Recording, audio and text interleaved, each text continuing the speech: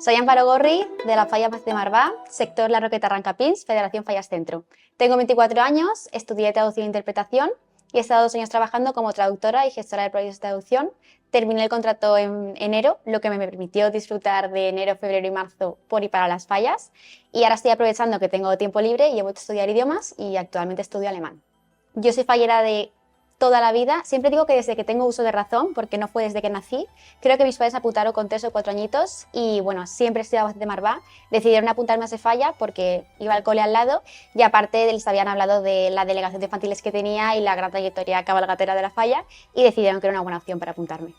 Pues al escuchar mi nombre en la preselección no me lo creía. De hecho, estoy cesada como María Amparo y yo normal soy Amparo y éramos 5 Marías.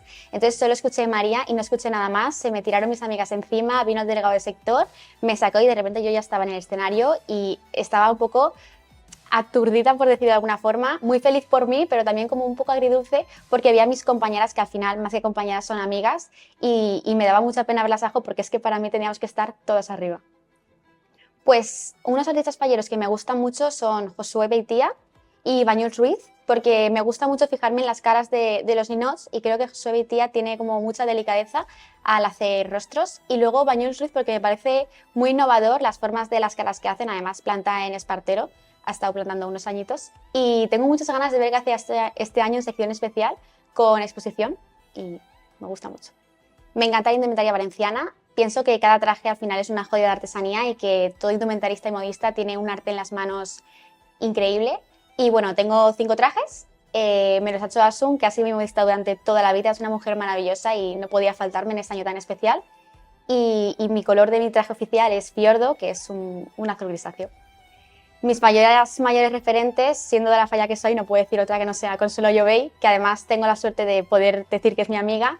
Es una mujer increíble, es muy fuerte, es muy trabajadora, lo da todo por sus amigas y creo que en su año de fallera mayor vivió una situación pues, muy especial y nos dio a todos una lección de que el bien común estaba por encima de todo y de saber estar, y para mí Consuelo es una persona increíble. Y luego pues no puedo decir otra que sea pues, María Estela, porque creo que para todas es especial la fallera mayor con la que compartimos el año y ha sido tan cercana, tan natural, que ha sido imposible no empatizar con ella y yo creo que tiene todo lo que tiene que tener una fallera mayor de Valencia.